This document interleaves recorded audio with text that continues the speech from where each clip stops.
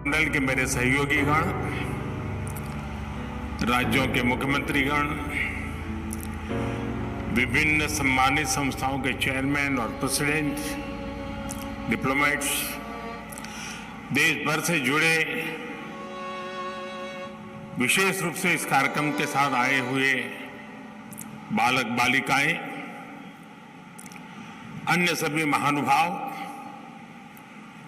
देवी और सज्जनों, आज देश पहला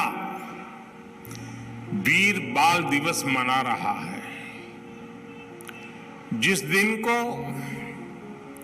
जिस बलिदान को हम पीढ़ियों से याद करते आए हैं, आज एक राष्ट्र के रूप में उसे एकजुट नमन करने के लिए एक नई शुरुआत हुई है। शहीदी सप्ताह और ये वीर बाल दिवस हमारी सिख परंपरा के लिए भावों से भरा जरूर है, लेकिन इससे आकाश जैसी अनंत प्रेरणाएं भी जुड़ी है। वीर बाल दिवस हमें याद दिलाएगा कि शौर्य की पराकाष्ठा के समय कम आयु मायने नहीं रखती। वीर बाल दिवस हमें याद दिलाएगा कि 10 गुरुओं का योगदान क्या है, देश के स्वाभिमान के लिए सिख परंपरा का बलिदान क्या है। वीर बाल दिवस हमें बताएगा कि भारत क्या है, भारत की पहचान क्या है। हर साल वीर बाल दिवस का यह पुण्य अवसर हमें अपने अतीत को पहचानने और आने वाले भविष्य का निर्माण करने की प्रेरणा देगा। भारत की युवा पीढ़ी का सामर्थ्य क्या है, भारत की युवा पीढ़ी ने कैसे अतीत में देश की रक्षा की है, मानवता के कितने घोर प्रघोर अंधकारों से हमारी युवा पीढ़ी ने भारत को बाहर निकाला है। वीर बाल दिवस आने वाले दशकों और सदियों के लिए ये उद्घोष करेगा। मैं आज इस अवसर पर वीर साहिबजादों के चरणों में नमन करते हुए उन्हें कृतज्ञ श्रद्धांजलि अर्पित करता हूं। इसे मैं अपनी सरकार का सौभाग्य मानता हूं कि उसे आज 26 दिसंबर के दिन को वीर बाल दिवस के तौर पर घोषित करने का मौका मिला। मैं पिता दशमेश गुरु गोविंद सिंह जी और सभी गुरुओं के चरणों में भी भक्ति भाव से प्रणाम करता हूं। मैं मातृशक्ति की प्रतीक माता गुजरी के चरणों में भी अपना शीश झुकाता हूं। साथियों, विश्व का हजारों वर्षों का इतिहास क्रूरता के एक से एक खौफनाक अध्यायों से भरा है। इतिहास से लेकर किंवदंतियों तक हर क्रूर चेहरे के सामने महानायकों और महानायिकाओं के भी एक से एक महान चरित्र रहे हैं। लेकिन ये भी सच है कि चमकौर और सरहिंद के युद्ध में जो कुछ हुआ वो भूतो न भविष्यति था। ये अतीत हजारों वर्ष पुराना नहीं है कि समय के पहियों ने उसकी रेखाओं को धुंधला कर दिया। ये सब कुछ इसी देश की मिट्टी पर केवल 3 सदी पहले हुआ।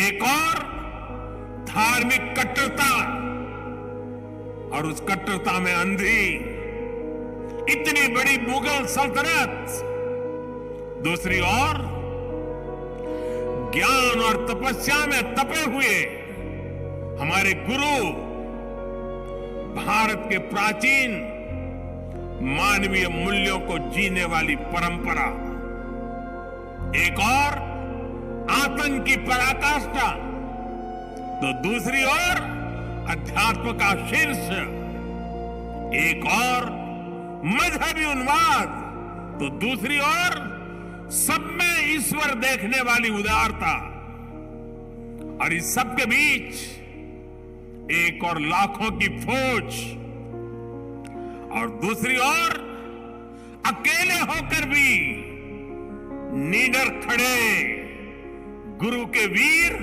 साहबजादे। ये वीर साहबजादे किसी धमकी से डरे नहीं, किसी के सामने झुके नहीं। जोरावर सिंह साहब और फतेह सिंह साहब दोनों को दीवार में जिंदा चुनवा दिया गया। एक और नृशंसता ने अपनी सभी सीमाएं तोड़ दी, तो दूसरी ओर धैर्य, शौर्य, पराक्रम के भी सभी प्रतिमान टूट गए। साहिबजादा अजीत सिंह और साहिबजादा जुझार सिंह ने भी बहादुरी की वो मिसाल कायम की जो सदियों को प्रेरणा दे रही है। भाइयों और बहनों, जिस देश की विरासत ऐसी हो, जिसका इतिहास ऐसा हो, उसमें स्वाभाविक रूप से स्वाभिमान और आत्मविश्वास कूट कूट कर भरा होना चाहिए। लेकिन दुर्भाग्य से हमें इतिहास के नाम पर वो गढ़े हुए नैरेटिव बताए और पढ़ाए जाते रहे, जिनसे हमारे भीतर हीन भावना पैदा हो। बावजूद इसके हमारे समाज ने, हमारी परंपराओं ने इन गौरव गाथाओं को जीवंत रखा। साथियों, अगर हमें भारत को भविष्य में सफलता के शिखरों तक ले जाना है, तो हमें अतीत के संकुचित नजरियों से भी आजाद होना पड़ेगा। इसलिए आजादी के अमृत काल में देश ने गुलामी की मानसिकता के मुक्ति का प्रण फूंका है। वीर बाल दिवस देश के उन पंच प्राणों के लिए प्राणवायु की तरह है। साथियों, इतनी कम उम्र में साहबजादों के इस बलिदान में हमारे लिए एक और बड़ा उपदेश छिपा हुआ है। आप उस दौर की कल्पना करिए, औरंगजेब के आतंक के खिलाफ, भारत को बदलने के उसके मंसूबों के खिलाफ गुरु गोविंद सिंह जी पहाड़ की तरह खड़े थे। लेकिन जोरावर सिंह साहब और फतेह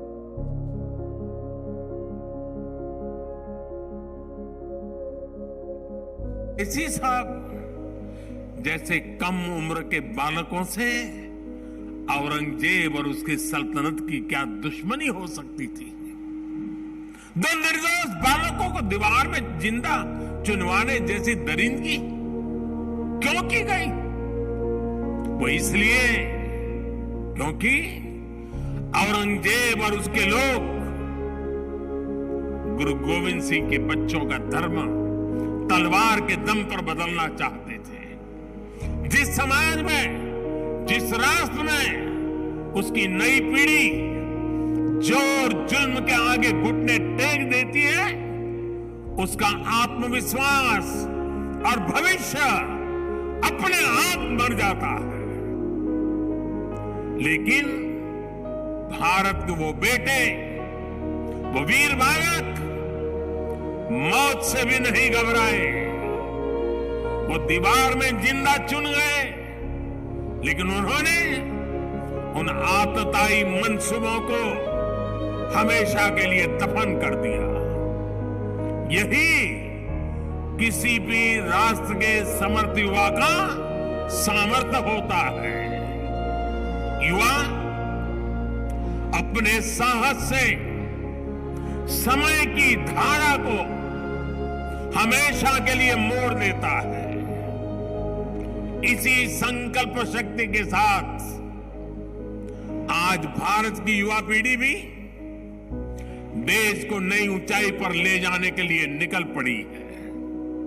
और इसलिए अब 26 दिसंबर को वीर बाल दिवस की भूमिका और भी अहम हो गई है।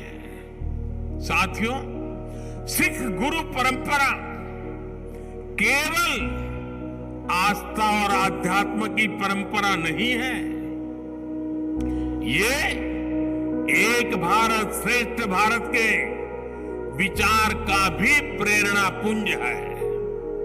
हमारे पवित्र गुरु ग्रंथ साहब से बड़ा इसका उदाहरण और क्या हो सकता है। इसमें सिख गुरुओं के साथ साथ भारत के अलग अलग कोणों से 15 संतों और 14 रचनाकारों की वाणी समाहित है। इसी तरह आप गुरु गोविंद सिंह जी की जीवन यात्रा को भी देखिए। उनका जन्म पूर्वी भारत में पटना में हुआ। उनका कार्यक्षेत्र उत्तर पश्चिमी भारत के पहाड़ी अंचलों में रहा और उनकी जीवन यात्रा महाराष्ट्र में पूरी हुई। गुरु के पंच प्यारे भी देश के अलग अलग हिस्सों से थे। और मुझे तो गर्व है कि पहले पंच प्यारों में एक उस धरती से भी था, द्वारिका से, गुजरात से, जहां मुझे जन्म लेने का सौभाग्य मिला है। व्यक्ति से बड़ा विचार, विचार से बड़ा राष्ट्र, राष्ट्र प्रथम का ये मंत्र गुरु गोविंद सिंह जी का अटल संकल्प था। जब वो बालक थे तो ये प्रश्न आया कि राष्ट्र धर्म की रक्षा के लिए बड़ी बलिदान की जरूरत है। उन्होंने अपने पिता से कहा कि आपसे महान आज कौन है, ये बलिदान आप दीजिए। जब वो पिता बने तो उसी तत्परता से उन्होंने अपने बेटों को भी राष्ट्र धर्म के लिए बलिदान करने में संकोच नहीं किया। जब उनके बेटों का बलिदान हुआ तो उन्होंने अपनी संगत को देखकर कहा, 4 मुए तो क्या हुआ, जीवत कई हजार। अर्थात मेरे 4 बेटे मर गए तो क्या हुआ, संगत के कई हजार साथी, हजारों देशवासी मेरे बेटे ही हैं। देश प्रथम, नेशन फर्स्ट को सर्वोपरि रखने की ये परंपरा हमारे लिए बहुत बड़ी प्रेरणा है। इस परंपरा को सशक्त करने की जिम्मेदारी आज हमारे कंधों पर है। साथियों, भारत की भावी पीढ़ी कैसी होगी, ये इस बात पर भी निर्भर करता है वो किससे प्रेरणा ले रही है। भारत की भावी पीढ़ी के लिए प्रेरणा का हर स्रोत इसी धरती पर है। कहा जाता है कि हमारे देश भारत का नाम जिस बालक भारत के नाम पर पड़ा, वो सिंहों और दानवों तक संहार करके थकते नहीं थे। हम आज भी धर्म और भक्ति की बात करते हैं तो भक्तराज प्रहलाद को याद करते हैं। हम धैर्य और विवेक की बात करते हैं तो बालक ध्रुव का उदाहरण देते हैं। हम मृत्यु के देवता यमराज को भी अपने तप से प्रभावित कर लेने वाले नचिकेता को भी नमन करते हैं, जिस नेत्री नचिकेता ने बाल्यकाल में यमराज को पूछा था, व्हाट इज डेथ, मृत्यु क्या होता है। हम बाल राम के ज्ञान से लेकर उनके शौर्य तक, वशिष्ठ के आश्रम से लेकर विश्वामित्र के आश्रम तक, उनके जीवन में हम पग पग पर आदर्श देखते हैं। प्रभु राम के बेटे लव कुश की कहानी भी हर मां अपने बच्चों को सुनाती है। श्री कृष्ण भी हमें जब याद आते हैं तो सबसे पहले कान्हा की वो छवि याद आती है, जिनकी बंशी में प्रेम के स्वर भी है और वो बड़े बड़े राक्षसों का संहार भी करते हैं। उस पौराणिक युग से लेकर आधुनिक काल तक वीर बालक बालिकाएं भारत की परंपरा का प्रतिबिंब रहे हैं। लेकिन साथियों, आज एक सच्चाई भी मैं देश के सामने दोहराना चाहता हूं। साहबजादों ने इतना बड़ा बलिदान और त्याग किया, अपना जीवन न्यौछावर कर दिया, लेकिन आज की पीढ़ी के बच्चों को पूछेंगे तो उनमें से ज्यादातर को उनके बारे में पता ही नहीं है। दुनिया के किसी देश में ऐसा नहीं होता है कि इतनी बड़ी शौर्य गाथा को इस तरह भुला दिया जाए।